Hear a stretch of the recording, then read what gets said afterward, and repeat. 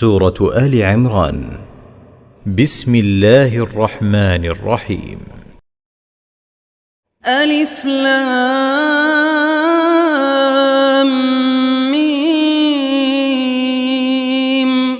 الله لا إله إلا هو الحي القيوم نزل عليك الكتاب بالحق مصدقا لما بين يديه وأنزل التوراة والإنجيل من قبل هدى للناس وأنزل الفرقان إن الذين كفروا بآيات الله لهم عذاب شديد والله عزيز ذو انتقام. إن الله لا يخفى عليه شيء في الأرض ولا في السماء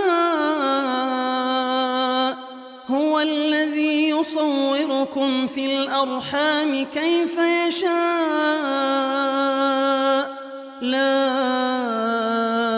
إله إلا هو العزيز الحكيم.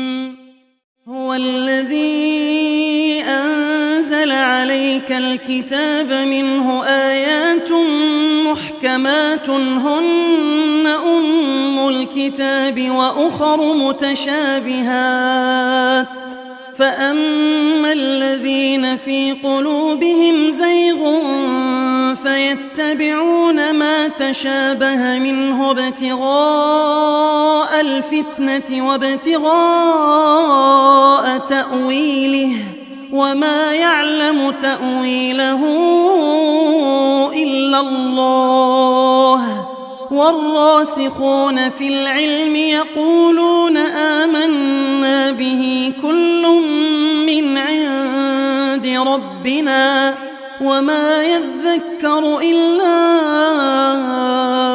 أولو الألباب. ربنا لا تزغ قلوبنا بعد إذ هديتنا وهب لنا من لدنك رحمة إنك أنت الوهاب. ربنا إنك جامع الناس ليوم لا ريب فيه إن الله لا يخلف الميعاد. إن الذين كفروا لن تغني عنهم أموالهم ولا أولادهم من الله شيئا وأولئك هم وقود النار.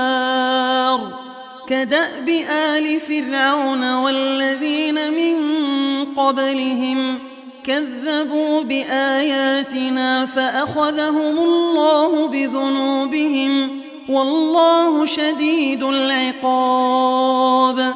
قل للذين كفروا ستغلبون وتحشرون إلى جهنم وبئس المهاد.